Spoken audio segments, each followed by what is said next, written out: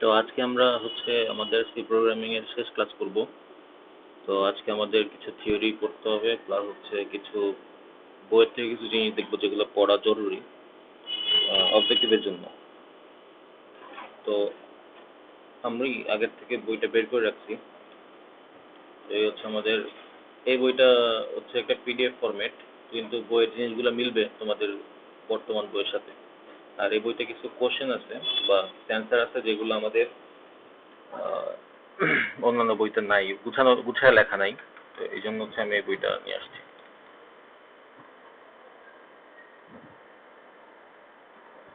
আচ্ছা, তো আজকে আমাদের কোনো ক্লাস নাই, লেখালেখির কিছু নাই। লিখলেও হালকা পাতলা আমি লিখবো, তোমাদের বেশি লেখালেখি করতে হবে না। কোডিং যেহেতু আমাদের শেষ, আর হচ্ছে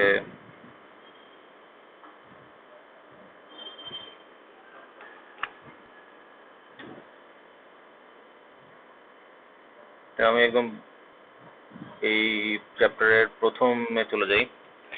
একদম প্রথম থেকে পুরো অধ্যায়টা আমি আর কি আজকে দেখা দিব। তো আমাদের প্রথমে একদম অধ্যায়ের কিছু জিনিস আছে, হালাহাবি জিনিস, সেগুলো পড়া লাগবে না। দেন এখানে বিভিন্ন এই জিনিসটা তোমরা পড়তে পারো, না পড়লেও যে সমস্যা খুব একটা হবে তা না, কিন্তু পড়তে পারো। জাস্ট এটা হাতে লিখে নাও যে কোন কোনগুলো বলতেছি, এগুলো খাতায় লিখে রাখতে পারো, বা আমি তো রেকর্ড করতেছি, তো পরে দেখে নিও।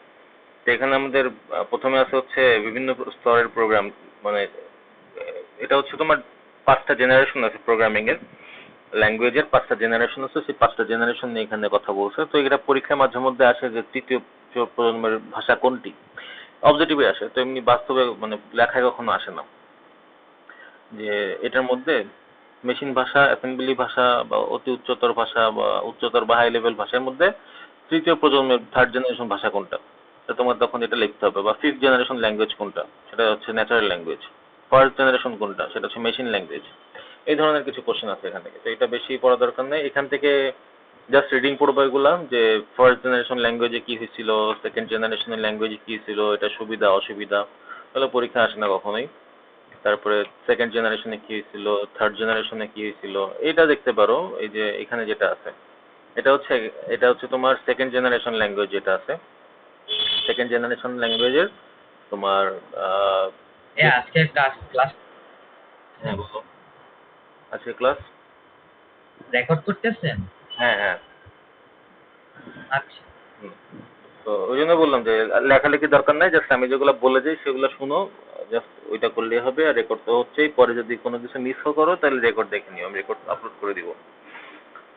তো এটা হচ্ছে সেকেন্ড জেনারেশন ল্যাঙ্গুয়েজের মধ্যে। সেকেন্ড জেনারেশন ল্যাঙ্গুয়েজে আমাদের এখানে আছে, দেখো এই যে কিছু নেমোনিক অপারেশন কোড আছে, অপ কোড বলা হয় এগুলাকে, তোমাদের বইতে অপ কোড নামে থাকবে বা অপারেশন কোড নামে থাকবে। অপারেশন কোডের ক্ষেত্রে কোন কোডের কাজ কি, তো এখানে দেখো এলডিএ, এলডিএ মানে হচ্ছে লোড, লোড অ্যাকুমুলেটর। এটা হচ্ছে অ্যাকুমুলেটর। অ্যাকুমুলেটর হচ্ছে যেটা তোমার আমরা বর্তমানে হিসেবে ইউজ করি, তোমার কম্পাইলার হিসেবে ইউজ করি, যেমন কোড ব্লকস হচ্ছে আমাদের কম্পাইলার।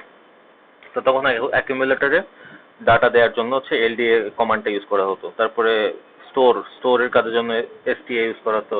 অ্যাকুমুলেটর ক্লিয়ার করার জন্য, পুরো স্ক্রিনটা ক্লিয়ার করার জন্য সিএলআর ইউজ করা হতো। তারপর যোগ করার জন্য অ্যাড, সাব, মাল, ডিভ। তারপরে জাম্প, জ্যাজ। জ্যাজের কাজ আমরা করি না এখনো। তারপরে জ্যাল, এগুলো হালকা পাতলা কাজ আছে। তো জেএমইউ তে কি করে, জেএজএড এ কি করে, ঠিক আছে, জেএল এ কি করে, এগুলো জাস্ট দেখে বা, কিন্তু উপরের গুলা এলডিএ মাঝে মধ্যে খুব রেয়ার পরীক্ষায় আসছে এগুলা। আইএনপি তে ইনপুট তোমরা বুঝবা, ও ইউটি তে আউটপুট, এসটিপি তে স্টপ, এই। তো এখানে আরো কিছু অপারেন্ড আছে। অপারেন্ড কোনগুলা? অপারেন্ড হচ্ছে কি তোমার যেগুলা দিয়ে আসলে অপারেট করা হচ্ছে, যেমন আমরা যে ভ্যারিয়েবল নিয়ে কাজ করি, এই দেখো লেখা আছে সাধারণত আলফা নিউমেরিক বর্ণ। আলফা নিউমেরিক কোনগুলো? যেগুলোর মধ্যে সিম্বল আছে, যেগুলো ক্যারেক্টার আছে, যেগুলো নাম্বার আছে, এগুলো সমন্বয় হচ্ছে গিয়ে এগুলোর আলফা নিউমেরিক। যেগুলো হচ্ছে অ্যাকচুয়ালি আমরা ভ্যারিয়েবল হিসেবে ডিক্লেয়ার করি এখন, এগুলো হচ্ছে কি তোমার অপারেন্ড। তারপরে এখানে যে সেমিকোলন দিতে বলছে, তারপরে কোলন বসাইতে বলছে, এগুলো আবিজাবি কথা। তো এখানে উদাহরণ দিচ্ছে যে কিভাবে একটা ই করে, এগুলো পরীক্ষা আসে না। তারপর আছে হচ্ছে তোমার অ্যাসেম্বলি ভাষার সুবিধা অসুবিধা, থার্ড জেনারেল ল্যাঙ্গুয়েজ যেটা আছে সেটার সুবিধা অসুবিধা অসুবিধা। আচ্ছা, এখানে এইটার মধ্যে পড়বা কি, মেইন হচ্ছে উদাহরণগুলো পড়বা। যেমন এখানে এই যে কিছু উচ্চতর ভাষার উদাহরণ হচ্ছে কি বেসিক, প্যাসকেল, সি, কোবল ইত্যাদি। এইটা আসে যে সি কোন ধরনের ল্যাঙ্গুয়েজ, তাহলে সি হচ্ছে এটা তোমার হাই লেভেল ল্যাঙ্গুয়েজ, ঠিক আছে। উপরের দিকে অ্যাসেম্বলি ল্যাঙ্গুয়েজ ছিল, হ্যাঁ এই। তারপর তোমার হাই লেভেল ল্যাঙ্গুয়েজের উদাহরণ তো দেখলাম, এটার সুবিধা অসুবিধা দেখো। তারপরে আরো আছে যেমন এই যে কোবল, পিএল, এলপি, একদম প্রথম লাইনে দেখো লেখা আছে। 25টার মতো হাই লেভেল ভাষা আছে।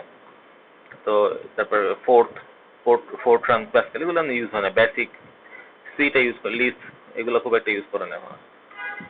তারপরে আছে হচ্ছে তোমার শেষ কয়েকটা হাই লেভেল ল্যাঙ্গুয়েজ আবার এখানে উদাহরণ দিচ্ছে, তোমাদের বই তো পাবা। সি সি ওই যে আমি যেটা বলছিলাম আগে, 80 দশকে বা 70 দশকে ডেনিস রিচি নামক একজন বিজ্ঞানী, সে তার ল্যাবে এই সি ভাষা তৈরি করেন। 1978 পর্যন্ত এই ভাষা বেল ল্যাবরেটরি থাকে, তখন এর ভাষা তারপরে সবার জন্য উন্মুক্ত করে দেয়। অ্যান্ড দেন এইভাবে আস্তে আস্তে একটা জেনারেল পারপাস ল্যাঙ্গুয়েজ হিসেবে তৈরি হয়। তারপরে ওইটা থেকে এক্সটেন্ডেড ভাবে সি প্লাস প্লাস আসে। তো সি প্লাস প্লাস 1980 দিকে বিয়ার্ন স্ট্রোস্ট্রুপ, আর হচ্ছে এটা এটিএনটি বেল ল্যাব। এটিএনটি একটা বর্তমানে জনপ্রিয় তোমার সেলফোন, গ্রামীণ ফোন বা যেমন বাংলালিংক, রবি যেমন, এটিএনটি হচ্ছে এরকম একটা প্রতিষ্ঠান এটা বর্তমানে। তো আগে তখন এটিএনটি আর বেল ল্যাবরেটরি একসাথে কাজ করে তারা এই সিমুলা 67 আর সি ভাষার জন্য সমন্বয়ে আরেকটা ল্যাঙ্গুয়েজ তৈরি করেছে, সেটা হচ্ছে সি প্লাস প্লাস। তো সি প্লাস প্লাস হচ্ছে সি এর এক্সটেন্ডেড ফর্ম। সি মূলত সি কে বলা হয় হচ্ছে তোমার স্ট্রাকচার প্রোগ্রামিং, আর সি প্লাস প্লাস হচ্ছে কি অবজেক্ট ওরিয়েন্টেড প্রোগ্রামিং, উপ প্রোগ্রামিং বলা হয়। তো এখান থেকে ভিজুয়াল বেসিক আসছে, এটা মাইক্রোসফটের আন্ডারে ডেভেলপ হয়েছে। ভিজুয়াল বেসিক এই যে মাইক্রোসফটের থেকে আসছে। তারপরে তোমার জাভা আসছে। তো জাভা অনেকদিন রাজত্ব করছে, ভিজুয়াল বেসিক মাঝখানে অনেকদিন চলে নাই, তখন জাভা রাজত্ব করছে অনেকদিন। এবং আমাদের যে আগের যে ফোনগুলো ছিল, যে বাটন ফোন যেগুলো আমরা বলতাম আগে 1990-র দিকে, বা যে গেম ডেভেলপ হইতো, তখন সেটা জাভা দিয়ে ডেভেলপ হইতো। ইভেন আর্লি এইজের যে অ্যান্ড্রয়েড প্রোগ্রামিং ছিল, অ্যান্ড্রয়েডের ফোন যেগুলো ছিল, ওগুলো তখন জাভা দিয়ে তৈরি করা হইতো। এখন অবশ্য চেঞ্জ হয়ে গেছে, এখন আর জাভা ইউজ করে না অ্যান্ড্রয়েড, গুগল ওরা এখন নিজেদের একটা ল্যাঙ্গুয়েজ বানিয়ে নিয়েছে। আর তারপরে আছে হচ্ছে ওরাকেল আমরা অ্যাকচুয়ালি ডিপ ডাটাবেস ম্যানেজমেন্ট সিস্টেমের একটা সফটওয়্যার এটা। তো এখানে এটা আমরা নেক্সট যে চ্যাপ্টার আছে আমাদের চ্যাপ্টার 6 এ ওরাকেলের যে ডাটাবেস কাজ করে সেটা দেখবো। তারপরে অ্যালগল আছে, তারপরে ফোরট্রান আছে, পাইথন আছে। পাইথন তো আবার বর্তমানে খুব জনপ্রিয় হয়ে গেছে, যদিও এটা তখন ওই সময়কার অতটাই ছিল না, বাট পরে আস্তে আস্তে পাইথনটা খুবই জনপ্রিয় হয়ে গেছে। বর্তমানে পাইথন ছাড়া অনেকে মনে করো ওনার পেটের খাবার হজম হয় না, এরকম একটা অবস্থা পাইথন ছাড়া, ঠিক আছে। তো এরকম একটা মানে অবস্থানে পাইথন চলে আসছে এখন। তো এই আর কি। তারপরে 4th জেনারেশন ল্যাঙ্গুয়েজ আছে, এগুলো এসকিউএল আমাদের 4 চ্যাপ্টারে আছে, এগুলো আর ইউজ হয় না, যেগুলো একাত্ম ম্যাট, পিপিজি এগুলো। তারপরে আমাদের 5ম জেনারেশন। তো এই আর কি। তো এখন আমাদের এখানে একটা কথা আছে যে দেখো এখানে বলছে চ্যাপ্টার লাস্টে 5.1.8 অনুবাদক বা ট্রান্সলেটর সফটওয়্যার। ট্রান্সলেটর সফটওয়্যার হচ্ছে গিয়ে যেটা সোর্স প্রোগ্রামকে অবজেক্ট প্রোগ্রামে কনভার্ট করে। তো আমরা যখন করছি, আমরা দেখো যখন কোডিং করার সময় আমি ডেস্কটপে দেখাই, এই যে কোডিং এর মধ্যে দেখো আমাদের তোমাদেরই প্রত্যেকটা প্রোগ্রামিং এর কিন্তু 3টা করে ফাইল তৈরি হয়েছে। একটা হচ্ছে দেখো, এটা হচ্ছে অবজেক্ট ফাইল, সরি এটা সোর্স ফাইল, দেখো লেখা আছে সি সোর্স ফাইল, ঠিক আছে, সোর্স ফাইল। আর এটা হচ্ছে অবজেক্ট ফাইল, এই দেখো ও ফাইল। আর এটা হচ্ছে তোমার সফটওয়্যারটা তোমার তৈরি হয়েছে। তো কি হয় যে কম্পাইলারের কাজ হচ্ছে গিয়ে তোমার এই সোর্স ফাইল যেটা আছে, সোর্স ফাইলটাকে অবজেক্ট ফাইলে তৈরি করা। তো সোর্স ফাইলটা আমাদের মেইন ফাইল, যেটা আমরা কাজ শুরু করছিলাম, ওইখান থেকে এই অবজেক্ট ফাইলটা তৈরি হয়েছে। আর এই অবজেক্ট ফাইলের থেকে তৈরি হয়েছে তোমার এই যে এটা, ঠিক আছে, এই ইএক্সটি ফাইল বা অ্যাপ্লিকেশন ফাইল যেটা, ঠিক আছে। তো এইভাবে হচ্ছে আমাদের কই জানি এই যে। তো যদি বলে যে কম্পাইলার বা ট্রান্সলেটরের কাজ কি, ওটা কাজ হচ্ছে সোর্স ফাইলকে তোমার অবজেক্ট ফাইলে কনভার্ট করা বা রূপান্তর করাই হচ্ছে তোমার, পরিণত করা হচ্ছে তোমার অনুবাদক বা ট্রান্সলেটরের কাজ। তো এটা কয়টা ধরনের আছে? 3 ধরনের আছে, কম্পাইলার, ইন্টারপ্রেটার, অ্যাসেম্বলার দরকার নেই। কম্পাইলার ইন্টারপ্রেটারটা ইম্পর্টেন্ট, কারণ এটা নিয়ে একটা কোশ্চেন আছে যেটা আমি এখন দিব তোমাদেরকে। কম্পাইলার কি? কম্পাইলার হচ্ছে হাই লেভেল ভাষা উৎস প্রোগ্রামকে বস্তু, মানে হাই লেভেল ভাষা যেগুলো মানুষের ন্যাচারাল ল্যাঙ্গুয়েজগুলোকে অবজেক্টে রূপান্তর করা, ঠিক আছে। তো এখানে তোমার বিস্তারিত লেখা আছে এই একটা। আর দেন আছে হচ্ছে ইন্টারপ্রেটার কাছে কি, কম্পাইলার ইন্টারপ্রেটার মেইন যে পার্থক্যটা সেটা এখানে লেখা আছে, এই যে কম্পাইলার ইন্টারপ্রেটারের মেইন পার্থক্য। তো আমি এটা ফুল স্ক্রিন করি, এই দেখো কম্পাইলার ইন্টারপ্রেটার মেইন পার্থক্য হচ্ছে, কম্পাইলার হচ্ছে তোমার পুরো কোডটা, আমরা যে কোড লিখি সেই কোডটাকে একবারে সে কম্পাইল করে। ঠিক আছে, কম্পাইলার কি করে, একবারে তুমি যে হ্যাশ ইনক্লুড লেখা শুরু করি, হ্যাশ ইনক্লুড থেকে শুরু করে একদম শেষের যে সেকেন্ড ব্র্যাকেট ওই পর্যন্ত পুরো কোডটাকে সে একবারে পড়ে ফেলে, পড়ে সে তারপরে ওটাকে প্রসেসর ইনপুট দিয়ে দেয়। কিন্তু ইন্টারপ্রেটার যেটা করে, ইন্টারপ্রেটার কি করে, ও একবারে করে না, ও প্রথমে এক লাইন করে পড়ে এবং ওইটার মধ্যে এরর খোঁজে। কম্পাইলার একবারে সব পড়ে যেখানে এরর পায় ওই লাইনে দাঁড়ায়। যেমন তোমার হ্যাশ ইনক্লুড থেকে শুরু করে 4 নাম্বার লাইনে এসে এরর পেলো, ও 4 নাম্বার লাইনে এসে তোমাকে একটা এরর দেখায় দিবে, যেটা আমরা দেখছি। ইন্টারপ্রেটার কি করে, ও এক লাইন পড়ে ওটা কম্পাইল করে এরর খুঁজে, এরর না থাকলে পরের লাইন পড়ে, এভাবে করতে করতে আগায়। তো কম্পাইলার কি হয়, সবগুলো ভুল একসাথে প্রদর্শন করে, কিন্তু ইন্টারপ্রেটার কি করে, একটা করে লাইন খুঁজে, এতে করে একটা করে লাইন ও কম্পাইল করে আর একটা লাইন করেও তোমাকে সাবমিট করে। এখন এখানে অসুবিধা আছে, একটা অসুবিধা হচ্ছে কম্পাইলার যেহেতু একবারে সব করতেছে, তার মানে ওর তোমার যে কাজের স্পিডটা, সময়টা কম লাগতেছে।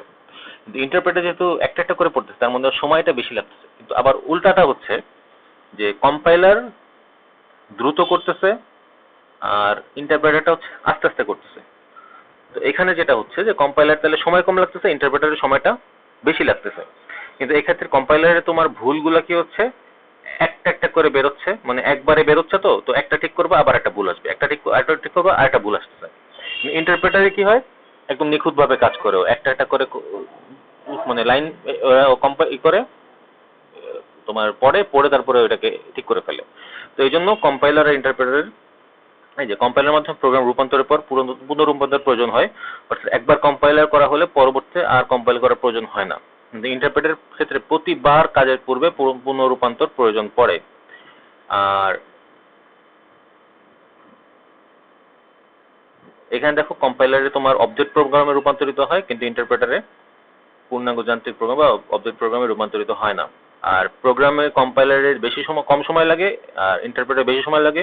কিন্তু কম্পাইলার কাজ করে হচ্ছে তোমার করে অনেক ফাস্ট করে, কিন্তু ইন্টারপ্রেটার করে হচ্ছে আস্তে আস্তে। আবার এক্ষেত্রে ডিবাগিং আর টেস্টিং, তো বাগ থাকলে বা টেস্টিং এর ক্ষেত্রে এটা আবার স্লো, কিন্তু ইন্টারপ্রেটার আবার ডিবাগিং বা টেস্টিং এর ক্ষেত্রে ফাস্ট কাজ করে। তো এই পার্থক্যগুলো হচ্ছে আমাদের এটা পরীক্ষায় আসে। তো আমি এটার স্ক্রিনশট নিয়ে রাখছি, তোমাদের গ্রুপে দিয়ে দিব।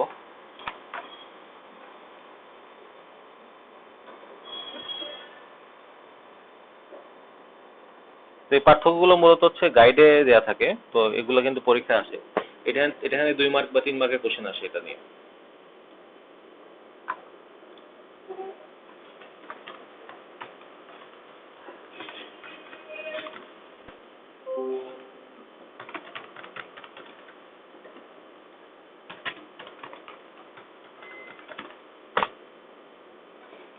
অ্যাসেম্বলার রিডিং পড়তে পারো, দরকার নাই। তারপরে এখানে আমরা আজকে বেশি পড়বো না, আমাদের শেষ হয়ে গেল, কারণ চ্যাপ্টারে বেশি কিছু নাই। আচ্ছা, এখানে কিছু ভুল আছে, এই 3টা ভুল তোমার জানতে হবে। একটা হচ্ছে সিনট্যাক্স ভুল, একটা হচ্ছে লজিক্যাল ভুল, একটা হচ্ছে রান টাইম বা এক্সিকিউশন টাইম ভুল। সিনট্যাক্স ভুল হচ্ছে তুমি লিখতে ভুল করছো, যেমন এখানে বলছে প্রিন্টের জায়গায় তুমি যদি প্রিন্ট লেখো, লেখো, যেমন আমরা ভুল ছোটখাটো করি, সেমিকোলন দিই না, এগুলো দিই না, এগুলো সবই কিন্তু ভুল। তো ভুলগুলা কি হয়, এটা পরীক্ষায় আসে কোশ্চেনটা, যে কি ধরনের ভুল একটা প্রোগ্রাম দেখতে ক্ষেত্রে হতে পারে। তো আমরা দেখতেছি এখানে 3টা ভুল হয়, একটা হচ্ছে সিনট্যাক্সের ভুল হয়, একটা হচ্ছে লজিক্যাল ভুল হয়, আর রান টাইম ভুল হয়। তো সিনট্যাক্সের ভুল হচ্ছে যে তুমি কোড যে কিওয়ার্ড লিখতে ভুল করলে সেটা হচ্ছে তোমার সিনট্যাক্স ভুল বলা হয়। লজিক্যাল ভুল কোনটা, লজিক্যাল ভুল হচ্ছে কি তুমি যখন এই যে ইকুয়েশনে ভুল করো, এই যে ছোটখাটো যে আছে লজিকে ভুল করো, তখন সেটাকে লজিক্যাল ভুল। আর রান টাইম ভুল কোনগুলো, রান টাইম ভুল হচ্ছে কম্পিউটার ভুল ডেটা এন্ট্রি আনলে বা ডেটা ফরম্যাট ঠিক না থাকলে রান টাইম এরর দেখায়। ঠিক আছে, তো এই ক্ষেত্রে তোমার রান টাইম এররটা দিবে। তো রান টাইম এরর খুব একটা বেশি দেয় না, তো কিন্তু আমাদের লজিক্যাল ভুল বা ভুলটাই বেশি হয়, এই সিনট্যাক্স ভুলটাই বেশি হয়। ঠিক আছে, ডিবাগিং কি জিনিস, তোমার প্রোগ্রামে যদি কোনো ভুল থাকে তাহলে সেটাকে ঠিক করা, অর্থাৎ বাগটাকে মুছে ফেলাই হচ্ছে ডিবাগিং এর কাজ। তো ডিবাগিং এখানে বলছে যে 1945-এ মার্ক 1 কম্পিউটারটির ভিতরে একটি মথ পোকা ঢোকায়, কম্পিউটারটি হয়তো বন্ধ হয়ে যায়। তো তখন থেকে হচ্ছে তোমার এই ডিবাগিং কথাটা আসছে। তো এটা হচ্ছে তার হিস্ট্রি, যে কেন এটাকে ডিবাগিং বলা হয়। তো মথ পোকাটা বের করছে, প্রোগ্রাম বাগ মুক্ত হয়ে গেছে সব কম্পিউটারটা, তো দেন এটার নাম ডিবাগিং, মানে কম্পিউটারের ছোটখাটো ভুল ঠিক করাই হচ্ছে তোমার ডিবাগিং। সিনট্যাক্স ভুল আছে, লজিক্যাল ভুল সংশোধন। সিনট্যাক্স ভুল তো তুমি এখানে পড়তে হবে, যে এরর দিবে, এরর দিলে বুঝতে হবে যে আমার এখানে কোথায় লিখতে ভুল হয়েছে। তোমার সেমিকোলন ভুল দাও, তুমি স্ক্যানের সময় অ্যাড্রেস অপারেটর দাও না, বা তুমি ফর এর মধ্যে শেষে সেমিকোলন দাও, ইফ এর মধ্যে শেষে সেমিকোলন দাও, এগুলোর জন্য হচ্ছে কি তোমার এগুলা সিনট্যাক্সের ভুল। সিনট্যাক্স মানে তোমার সেন্টেন্স যেগুলো থাকে, সেন্টেন্স লেখায় যে ভুল থাকে সেগুলা, ঠিক আছে। আচ্ছা, প্রোগ্রাম রক্ষণাবেক্ষণ দরকার নাই। অ্যালগোরিদম তো আমরা দেখছি। অ্যালগোরিদমের 4টা শর্ত আছে, 4টা শর্ত আমি একটু দিয়ে দিচ্ছি তোমাদেরকে। মাঝে মধ্যে আমি দেখছি কোশ্চেনটা আসে, এই কারণে দিচ্ছি।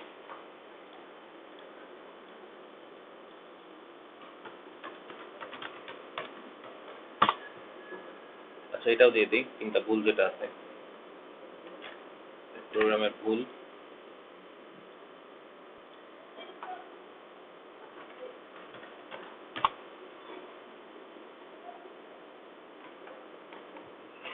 আচ্ছা, তো অ্যালগোরিদম গেল।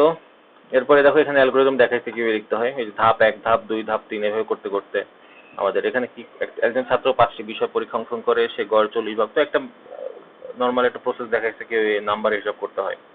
তো আমরা এটা এইভাবে প্রোগ্রাম করছি আমরা অলরেডি। এই ম্যাথমেটিক্যাল টার্মগুলো কিভাবে তুমি সলভ করতেছো সেটাই হচ্ছে এখানে। দেন হচ্ছে ফ্লোচার্টের ফ্লোচার্ট আমরা পড়ছি। তো এই যে ফ্লোচার্টে কতগুলো জ্যামিতিক ছবি বা অ্যাসেম্বলি চিহ্ন থাকে, ফ্লোচার্টের প্রধান 6টি চিহ্ন থাকে, এছাড়া আরো অনেকগুলো চিহ্ন আছে। তো এইটার স্বীকৃতি হচ্ছে Anshi, American national standard institute, এটা। তো আমাদের এখানে ফ্লোচার্ট 2 ধরনের, একটা সিস্টেম ফ্লোচার্ট, একটা প্রোগ্রাম ফ্লোচার্ট। তো আমরা 2টা ফ্লোচার্টই দেখছি, ফ্লোচার্ট পারি আমরা। এই দেখো এখানে হচ্ছে সিস্টেম ফ্লোচার্ট দেখাইছে। তো আমাদের তো এগুলো আমরা কিছু শিখি নাই, আমরা শিখছি হচ্ছে এইটা, এই যে প্রোগ্রাম ফ্লোচার্ট। তো প্রোগ্রাম ফ্লোচার্টে আমরা এই 6টা দেখছি, তার মধ্যে একটা যে টিকা ছিল একটা, তারপরে তোমার একটা কোনটা ছিল, পূর্ব নির্ধারিত প্রক্রিয়া বা প্রি প্রসেসিং, এটা ছিল। এই দুটো আমরা পড়ি নাই। তো আমি 2-একটা কোশ্চেনে দেখছি, এটা আসে মাঝে মধ্যে। তো এখানে আমাদের দেখাইছে কিভাবে কিসের ফ্লোচার্ট দেখাইছে আল্লাহ জানে, যে কিছু একটা ফ্লোচার্ট দেখাইছে, যে বেতন হিসাবের ফ্লোচার্ট দেখাইছে। তো এটা ওদের মতো করে ওরা বানাইছে, তোমরা তোমাদের মতো করে বানাবা, এটাই সিম্পল। তো এখানে ফ্লোচার্ট আছে, তারপর এখানে 4 ধরনের ইয়ে দেখাইছে, তোমার লুপ, তারপরে ইফ, এগুলা টাইপের যে ব্যাপারগুলো আছে। সরল অনুক্রম হচ্ছে তোমার একটার পর একটা লাইন সে পাস করতেছে, মানে সিনট্যাক্স প্রথমটা পড়তেছে, পরেরটা যাচ্ছে, পরেরটা পড়তেছে, তার পরেরটা যাচ্ছে, এটা সরল অনুক্রম বলে, সব থেকে সহজটা। তারপর আছে কি নির্বাচন বা সিলেকশন, তো এটা করতেছে, করে যদি এটা হয় তাহলে এটা যাচ্ছে, না হলে ওইটা চলে যাচ্ছে। পুনরাবৃত্তি, যেটা লুপ আমরা শিখছি, এই যে লুপ, দেখছো লুপের এটা, তো হয়ে আবার সে ব্যাক করতেছে। এই যে এটা হচ্ছে ইফেক্টটা, জাম্প। ক্লোজার আকার নিয়ম দেখাইছে এখানে, দরকার নাই। তারপরে সুডোকোড আমরা শিখি নাই, ওটাও দরকার নাই। এরপর হচ্ছে তোমার ফ্লোচার্ট, ওরা অনেক ফ্লোচার্ট দেখাইছে, দ্বিঘাত সমীকরণের ফ্লোচার্ট, হাবি যাবি অনেক কিছু দেখাইছে, তোমাদের বইতে ওইগুলো আছে। তো আমি এগুলো আর দেখতেছি না। এখন আমরা যাচ্ছি পরের আমাদের ইম্পর্টেন্ট একটা পড়ায়। এই যে এখানে ইনহেরিটেন্স মানে এগুলো অবজেক্ট ওরিয়েন্টেড প্রোগ্রামিং অনেক ব্যাখ্যা দিয়েছে। একটা চ্যাপ্টার 5.1 শেষ হলো, এবার 5.2 তে যাই। হ্যাঁ, 5.2 তে আসছি। তো এখানে সি প্রোগ্রামিং নেই, 5.2 হচ্ছে পুরোটা সি প্রোগ্রামিং। এর আগে ছিল বেসিক প্রোগ্রামিং, এই যে দ্বিতীয় অংশ। বইতে অবশ্যই ভাগ করে দেয় না, আগের বই দেখে দিছে।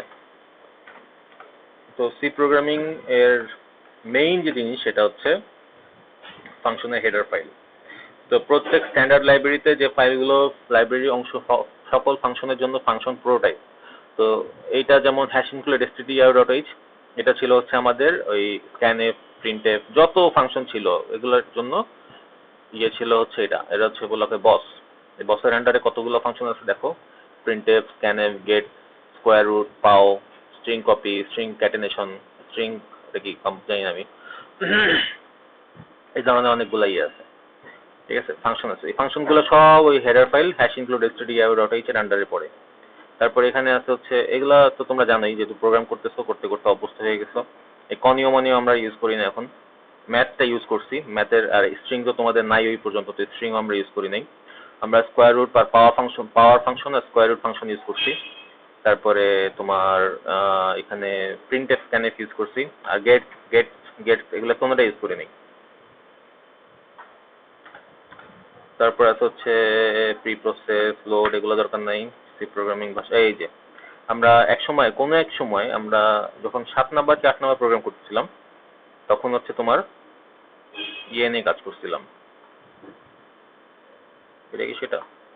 হ্যাঁ, আচ্ছা, এখানে ব্যাখ্যা করে দিছে যে এখানে তোমার যদি ডিফাইনের মাধ্যমে তুমি পায়ের মান যদি ডিফাইন করে দাও, এটা আসলে অতটা তোমাদের লেভেলে বোঝার নাই, তারপরে বলছিলাম যে যদি তুমি চাও একটা ভ্যারিয়েবল পুরো প্রোগ্রামে যতগুলো ফাংশন থাকবে সবগুলোর মধ্যে রান করবে, তাহলে যে হেডার ফাইলের পরে এটা ডিফাইন করে দিতে হয়, হ্যাশ ডিফাইন পায়ের মান এত। আর যদি না চাও তাহলে ওটা প্রোগ্রাম মেইন ফাংশনের ভিতরে ডিক্লেয়ার করে দিলেই ওটা তখন থাকে। তো এটাকে গ্লোবাল ডিক্লারেশন বলে আর অথবা লোকাল ডিক্লারেশন বলে। তারপরে আর কি আছে,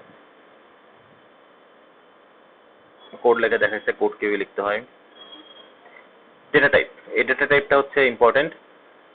তো এখানে দেখো, সি প্রোগ্রামে ব্যবহৃত ক্যারেক্টার সেট হচ্ছে কি কি আছে। এক নম্বরে আছে হচ্ছে বর্ণ বা অক্ষর, যেগুলো আমরা এ থেকে জেড বা বড় থেকে বড় জেড মিলে 52টা অক্ষর আছে। অঙ্ক আছে কি 0 থেকে 9, মোট 10টা অঙ্ক, 10টা অঙ্ক ঘুরায় পেঁচায় তুমি যেভাবে করো না কেন। আর বিশেষ ক্যারেক্টার যেমন ওই যে কমা টমা দাড়ি মাড়ি যেগুলো আছে ওগুলো হচ্ছে স্পেশাল ক্যারেক্টার। বলতে পারো তুমি আলফা নিউমেরিক বর্ণ যেগুলো আছে, আলফা নিউমেরিক সিম্বল, এই সবগুলাই তোমার সি প্রোগ্রামে ইউজ করা যায়। ডেটা টাইপ হচ্ছে আনসিসি 4 ধরনের ডেটা টাইপের কথা বলছে। মৌলিক ডেটা টাইপ, ইউজার ডিফাইন মানে ব্যবহারকারী যেটা নির্ধারণ করে দেয়, ডেরাইভ ডেটা টাইপ, আর ফাঁকা বা এমটি ডেটা টাইপ। 4 ধরনের। তো আমরা কিন্তু জাস্ট মৌলিক ডেটা টাইপটা নিয়ে কাজ করছি। এগুলো মৌলিক ডেটা টাইপটা আমাদের লাগবে, বাকি যে 3টা আছে ব্যবহারকারী কর্তৃক সংজ্ঞায়িত মানে ইউজার ডিফাইন্ড, ডেরাইভড, একটা হচ্ছে ফাঁকা বা এমটি, এই 3টা আমাদের লাগবে না কোনো কাজে। কারণ আমাদের যে প্রোগ্রাম আছে বা হায়ার লেভেলের প্রোগ্রামও এই প্রথমটা দিয়ে করা হয়, এই 3টা খুব কম লাগে। তো আমাদের মৌলিক ডেটা টাইপকে 3 ভাগে ভাগ করা হয়েছে, এই জিনিসটা ইম্পর্টেন্ট। আমি যদি করে তোমার বইতে অবশ্য পাবা।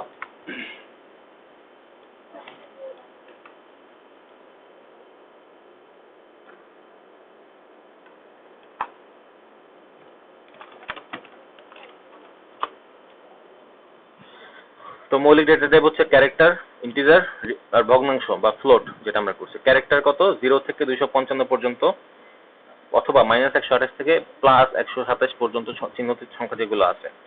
তো আমরা ওই যে করছিলাম তোমার, ওই যে যখন এবিসিডিটা দেখছিলাম, এবিসি তোমাদের দেখাইছে কিনা আমার খেয়াল নাই, যাই হোক। তো আমাদের এই ক্যারেক্টার যেগুলো আছে ABCD, তারপর তোমার 1 2 3 4, এগুলো প্রত্যেকটা এই ক্যারেক্টারের মধ্যে মানে সাপোর্ট করে।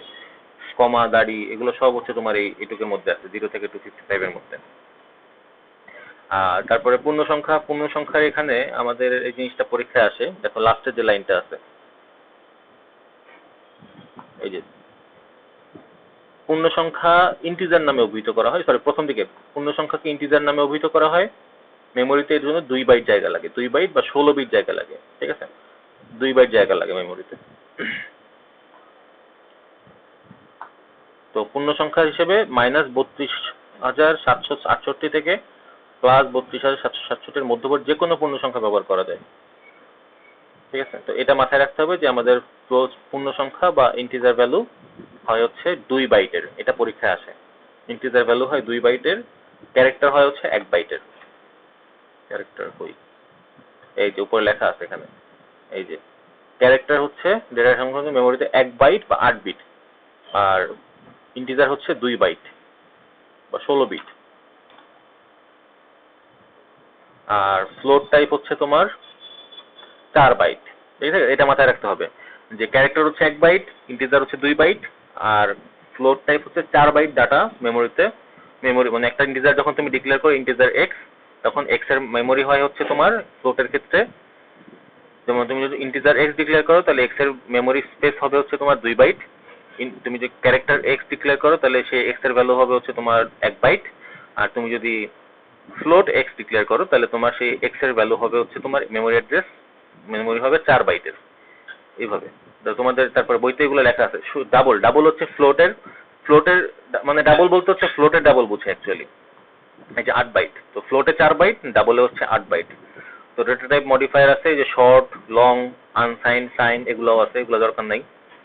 তারপরে যেটা ওই যে ধ্রুবক হচ্ছে গিয়ে কনস্ট্যান্ট, যেটা পায়ের মান কনস্ট্যান্ট। চলক হচ্ছে গিয়ে যেটা তোমার ভ্যারিয়েবল। এগুলো তো বলছি ক্লাসের মধ্যে। ভ্যারিয়েবল, এই জিনিসটা ইম্পর্টেন্ট, চলক বা ভ্যারিয়েবল নামকরণ, যেটা আমি বারবার ক্লাসে বলছি। চলক বা ভ্যারিয়েবল নামকরণ আমি পরীক্ষায় অবশ্যই তোমাদের দিব।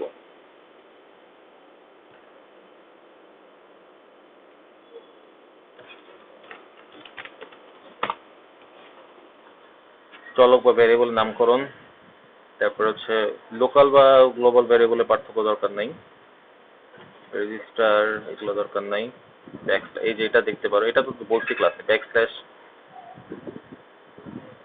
এটা না, এই যে পরেরগুলো ব্যাকস্ল্যাশ এন, ব্যাকস্ল্যাশ টি, এগুলো আমরা দেখছি।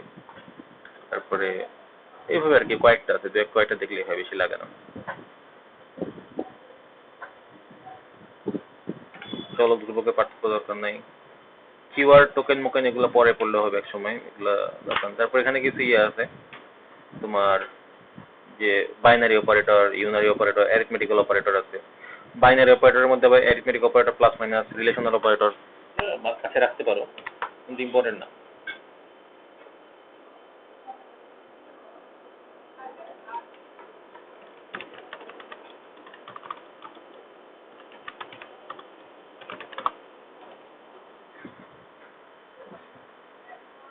রিলেশনাল অপারেটর আছে, তারপরে লজিক্যাল অপারেটর আছে। বিটওয়াইজ অপারেটর আমাদের কোনো কাজে আসে নাই, দরকার নেই। এই আর মনে হয় তেমন কিছু নাই এদিকে, ওই জায়গায় ছক দিয়ে দিতে পারে।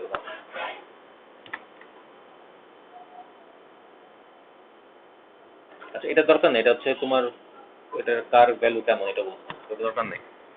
কিওয়ার্ডটা দেখতে পারো, এখানে কিওয়ার্ড থেকে মাঝে মধ্যে কোশ্চেন আসে যে সি প্রোগ্রামিং কিওয়ার্ড কোনটি, দেখা গেলো HTML একটা কিওয়ার্ড দিয়ে দিল, দিয়ে অথবা অন্য প্রোগ্রামে কিওয়ার্ড দিয়ে দিয়ে বললো যে কিওয়ার্ড। কিওয়ার্ড হচ্ছে আমরা যে কমান্ডগুলো দিই সেগুলো হচ্ছে মূলত কিওয়ার্ড। তো আমরা এক মিটিং এর বেশি টানবো না আজকে, কারণ আমাদের নেক্সট ক্লাসে পরীক্ষা। তো পরীক্ষার ব্যাপারে একটু বলি এখন, আর কিছু নাই তেমন, আর যা আছে তোমাদের করাইছি। তো প্রোগ্রামের পরীক্ষার ব্যাপারে বলি, পরীক্ষা হচ্ছে তোমার হবে অবজেক্টিভ সহ, ঠিক আছে? তো বইটা ভালো করে পড়বা। আমি তোমাদেরকে একটা শীট দিব, হ্যাঁ একটা শীট দিব, এটার মধ্যে থিওরি কোশ্চেন থাকবে। শীটটা হচ্ছে আমার কাছে রেডি করা আছে, আমি দেখাচ্ছি। অবশ্য শীটটা বাংলায়, ইংলিশে নাই। এটা অ্যাকচুয়ালি আইসিটির কয়েকটা বোর্ডের কোশ্চেনের সলিউশন, জাস্ট তোমাদের আইডিয়া পাওয়ার জন্য। এটা কিন্তু পরীক্ষা এখান থেকে কোশ্চেন আসবে না, আইডিয়া পাওয়ার জন্য এটা দিব, যে এখানে কোশ্চেনগুলো অ্যান্সার কিভাবে করতে হয়। তো থিওরিটিক্যাল কোশ্চেন আমি দিব না ওইরকম ভাবে, যেগুলো দেখাইছি ওগুলাই দিব। আর মূলত থাকবে, আমি ফোকাস দিব হচ্ছে তোমাদের কোডিং এর উপরে, কোডিং, ফ্লোচার্ট, অ্যালগোরিদম, তিনটার উপরে আমরা যে প্রোগ্রামগুলো করছি সেগুলো। কিন্তু পরীক্ষার কোশ্চেন একদম বইয়ের থেকে আসবে না, পরীক্ষার কোশ্চেন আসবে ঘুরায় ফিরায়। তুমি মনে করো যে 3টা সংখ্যার মধ্যে করছো, আমি 5টা সংখ্যা দিলাম, বা অন্য একটা টপিক ঘুরাই দিলাম, এরকম জিনিসগুলো থাকবে। এটা আসলে জাস্ট তোমার পরীক্ষা অথবা কলেজের পরীক্ষা হেল্প করবে, এর পরের ক্লাসে তোমাদের যে পরীক্ষা হবে সেটা হেল্প করবে না। তো পরীক্ষা হবে 50 মার্কের মধ্যে, 50 মার্কসের পরীক্ষা হবে, সময় থাকবে 1.5 ঘন্টা, ঠিক আছে?